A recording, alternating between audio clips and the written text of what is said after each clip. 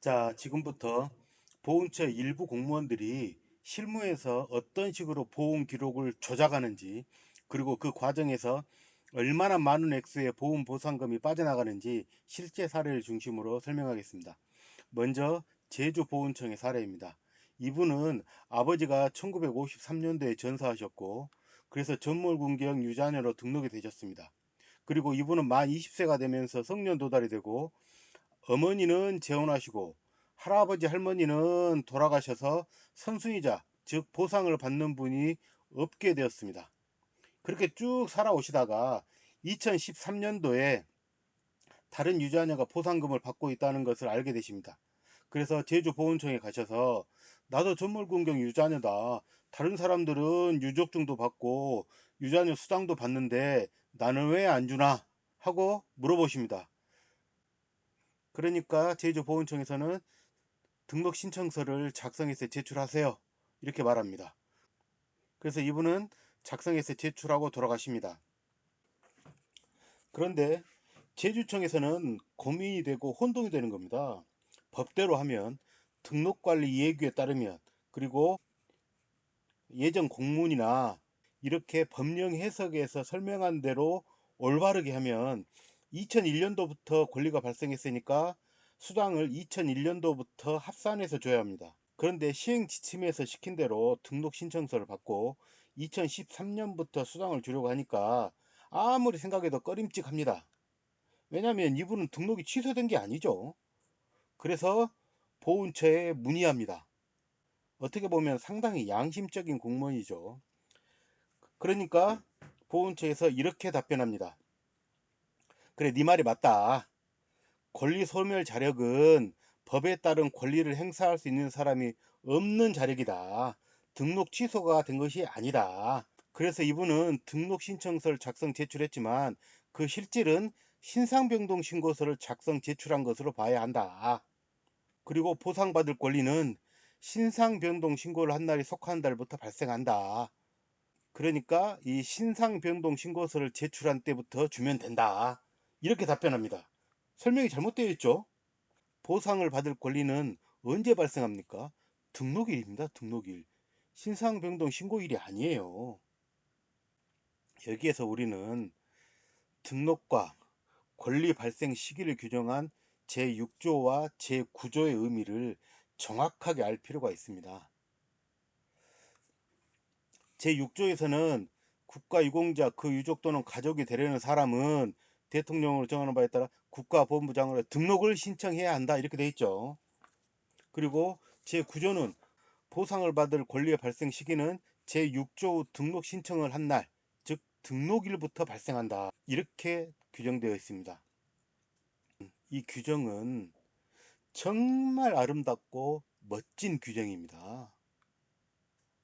이 조문이 담고 있는 뜻은 국가를 위해서 헌신하신 분, 그리고 그분의 유가족은 등록 신청만 해주세요. 그 다음부터는 국가가, 보훈처가 다 알아서 챙겨드리겠습니다. 그런데 등록 신청을 안 하시면 누가 국가를 위해서 희생했는지, 누가 그분의 유가족인지를 모릅니다. 그러니까 내가 국가를 위해서 희생했다. 내가 그렇게 희생한 분의 유족 가족이다. 이렇게 알려만 주세요. 나머지는 국가가 다 알아서 모시겠습니다. 이 뜻입니다. 여기 있는 말은.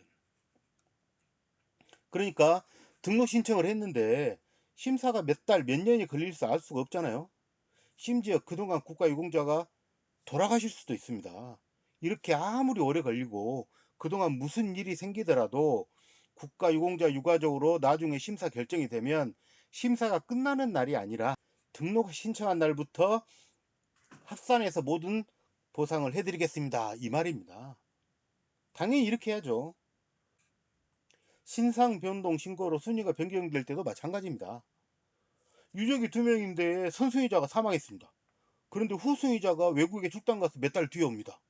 그러면 그 몇 달 뒤에 신상 변동 신고를 할 것 아닙니까? 이때도 신상 변동 신고를 한 날이 아니라 이미 등록은 되어 있으니까 순위가 바뀐 날, 즉 선순위자가 사망한 날부터 후순위자가 선순위자가 되고 그날부터 보상을 받는 겁니다. 그러니까 몇 달 뒤에 합산해서 줘야 되는 거예요. 또 법이 바뀔 때도 마찬가지입니다. 제4조, 제5조는 이렇게 계속 바뀌죠. 굉장히 많이 바뀝니다.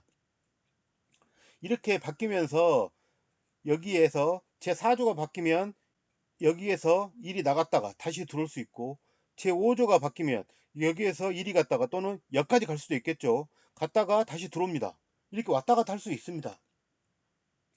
이렇게 선순위자였다가 후순위자가 되었다가 다시 선순위자가 되고 이렇게 될 수 있잖아요. 이렇게 아무리 왔다 갔다 하더라도 국가유공자 유가족으로 등록되어 있다는 사실에는 변함이 없습니다. 즉 국가유공자 유가족으로 등록되어 있는 것은 취소가 되지 않습니다. 그래서 이런 경우 국가유공자 유가족이 보훈청에 가서 뭘 하는 게 아니고 국가가 보훈처가 알아서 챙기는 겁니다. 그러니까 법이 개정되어서 다시 보상받을 수 있습니다. 통장 사본 제출하세요. 이렇게 연락을 합니다. 그렇게 연락이 하도록 되어 있어요. 유자녀 수당도 2001년도 처음 시행될 때 그렇게 했고 지금도 그렇게 하고 있습니다. 여기 보세요. 2001년도 시작될 때 유자녀 수당 지급하려고 합니다. 계좌번호가 기재된 예금 통장 사본을 첨부해서 제출해 주세요. 2001년도 시작할 때 그렇게 했죠. 그리고 지금도 그렇게 하고 있습니다. 2016년도 이 보세요. 국가유공자 등 예우에 따라서 6.25 전몰군경 자녀 수당을 지급하려고 등기 우편을 발송했으나 우편물이 반송되었습니다. 그래서 공고합니다. 이렇게 나오잖아요. 그리고 아래 서류를 구비해서 신청해 주세요. 계좌입금 신청서, 예금통장 사본 이렇게 지금도 이렇게 하고 있습니다. 그러니까 이 제주도 유자녀는 등록 신청서를 제출할 필요도 없고 신상변동 신고서를 제출할 필요도 없습니다. 보훈처가 제주보훈청이 2001년도에 이미 알아서 챙겼어야 합니다. 그 외에도 여기 답변서 보시면 아주 엉터리 교묘한 말장난 거짓말이 진짜 많습니다. 한번 볼까요? 국가유공자 본인의 범법행위나 국적상실로 인해 국가유공자와 그 유족의 등록결정이 모두 취소된 자료. 범법행위라거나 국적상실을 하면 등록결정이 취소됩니까?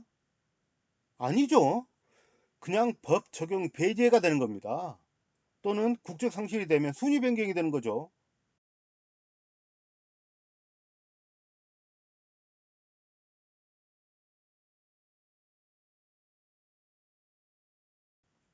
그리고 이렇게 법 적용 배제 자력이 되면 등록된 사람이 사망 등의 사유로 현재 모두 존재하지 않아 등록된 사람이 사망으로 존재하지 않게 되는 게 아니고 등록된 사람이 사망하면 사망한 채로 등록되어 있는 겁니다.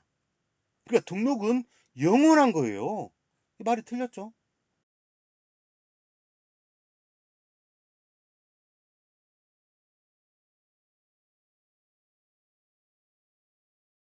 그 다음에 그렇게 해서 신청인을 국가유공자 유족으로 추가 등록합니까?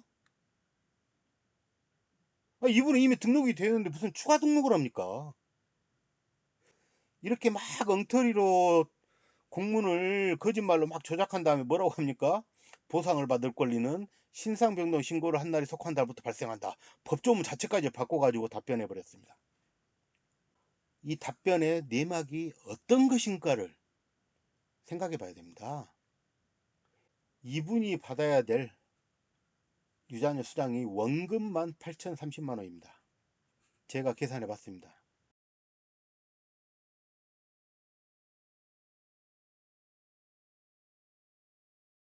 그리고 꼭 유자녀 수당 외에도 다른 여러 가지 몇 가지 혜택들이 있죠. 그걸 다 따지면 한 1억 정도는 지금 받을 걸 못 받으신 거예요. 적은 액수가 아니죠. 그런 이런 분들이 100명만 돼도 100억입니다.